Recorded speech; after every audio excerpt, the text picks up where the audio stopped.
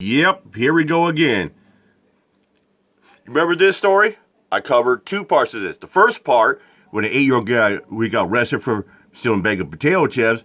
Then, not even a month later, this kid got arrested again. We covered that story as well, ladies and gentlemen. That leads from this story to this right here. Police routinely show a lack of empathy toward black people. But it's not just black people they're showing lack of empathy to. They're showing lack of trust, a knowledge, and empathy to all sorts of people. Especially people who are down on luck, homeless people, or people that they don't look rich or don't have a lot of money. It's not just black, it's minorities, white people, all colors of background. Let's get to the video. All right.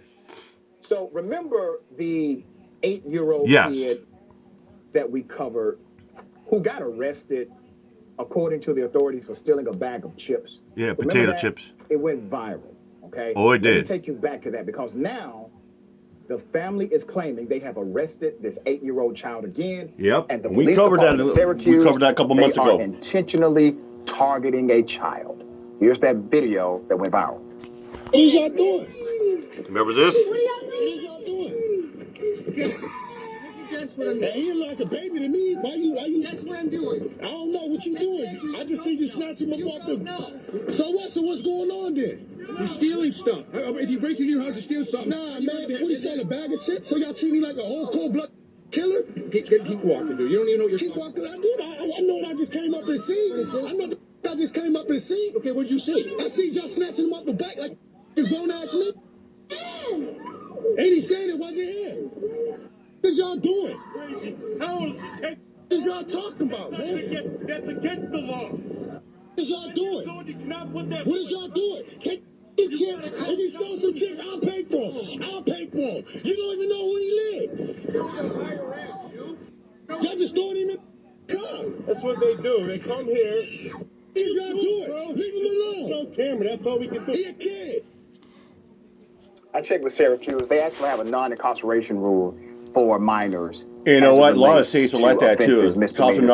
They can't arrest anybody for a nonviolent crime. They can't arrest anybody under the age of 12. Now, according to the family, they are going to have to sue. They were about to let it go.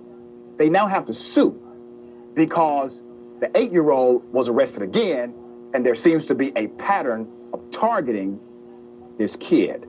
Let me give you the background, all right? Since that incident went viral, the department, they have continued to single out this child, according to the parents and the attorneys. The attorney said while the child was on his way to Schiller Park pool, he was accosted by the police. The child's trip to go swimming was impeded by law enforcement. And a purported video exists showing him in handcuffs again as the officers investigated a robbery. But there was no robbery. A video purportedly attached to the claim shows the 8-year-old remained in handcuffs for up to 10 minutes before being released without being charged with without anything. a crime. That's exactly what happened to him the first time. Now remember, there's a protocol, a law that prohibits officers from incarcerating minors for petty offenses. You do have to call the parents if you feel as if that's necessary. The SPD, Syracuse Police Department, confirmed in a statement the boy was detained in handcuffs at the park as officers Get ready for the punchline. Here comes the money shot. There was no robbery. That's the money shot. There was no robbery. None at all. That's coming from the police. So wait a minute. The police, they're not saying he's not the person that did it. They're saying a robbery did not even happen. According to Lieutenant, they handcuffed, detained an 8-year-old boy because they thought there was a robbery happening. Crazy. Were fighting. He also noted the boy was later released to his family despite doing nothing. The lieutenant said in the statement the boy was not charged and no gun was recovered. So what is the family doing now? They're filing a lawsuit. So now you got to seek legal action.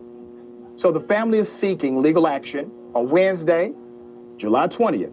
Child's father, Anthony Way, who hired the 2 civil rights attorneys, announced the plans to file a lawsuit.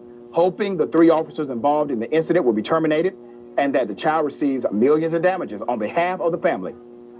They placed a notice of claim in motion against the Syracuse Police Department and the city of Syracuse. A notice of claim is required to alert a city of a future lawsuit and to establish rules for a conversation about the potential settlement. Now, this is common for pretty much every government. You have to send them a warning shot, so to speak, legally. Yeah. You have to send them an intent to sue, is what this letter does. But it also lays out their case of why this is pending. Let's go to the chief. So the Syracuse police chief, his name is Joseph Cecil, on the original incident says he believes while there were low points during the incident, the ultimate outcome, including the boy being released to his dad, was an example of community policing. Oh, you hear that? It's amazing when they lose, they want. Oh yeah, I mean that's the word. Oh, community policing. No, it's called cop-splaining, not community policing. It's cop-splaining. They cover their own tracks in their own butts. That's what they do. I want you to say we're winning. An entire police department has resigned.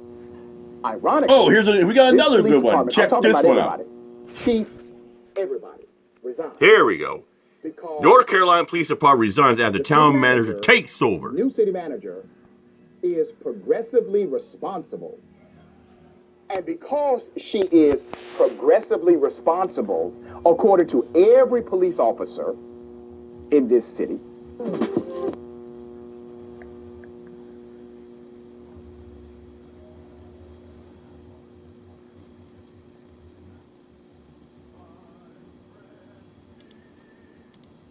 they are under a hostile work environment and they cannot perform their functions. Let's put up the picture of her and the chief. See, there it is. Check this out. Black female becomes the manager of a town in North Carolina.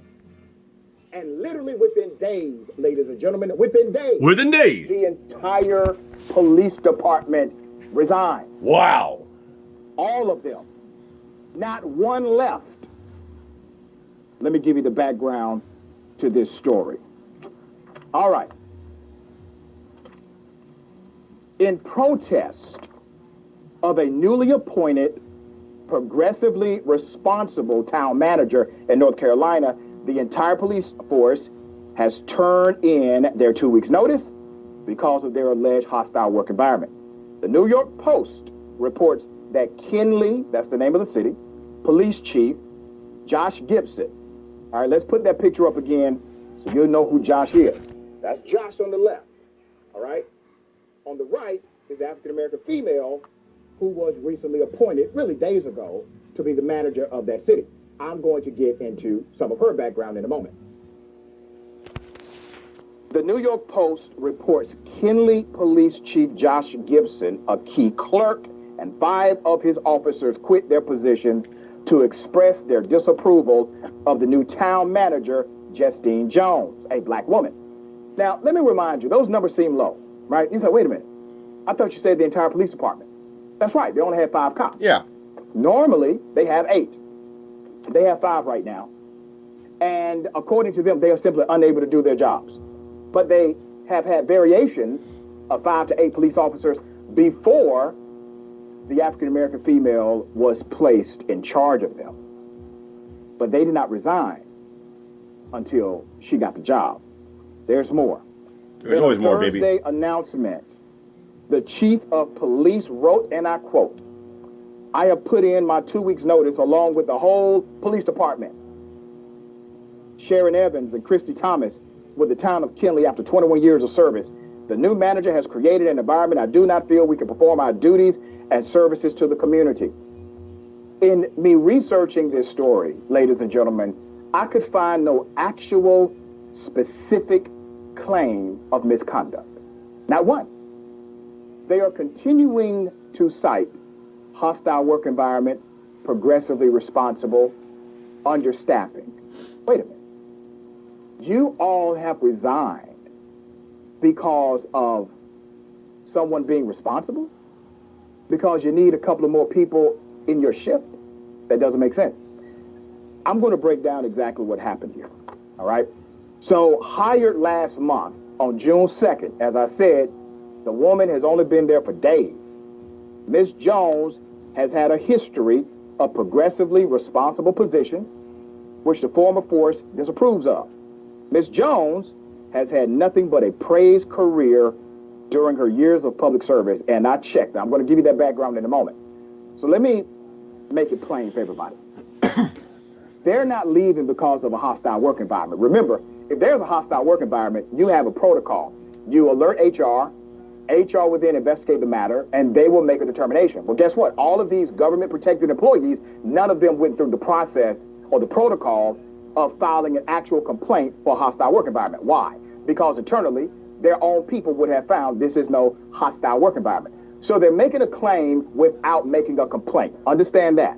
They're making a claim without making a complaint. In addition to that, they have said on record, if the city fires Mrs. Jones, they will come back, showing the premise of their entire scheme from day one. Unbelievable. With that said, I'm out of here. Mike, peace out.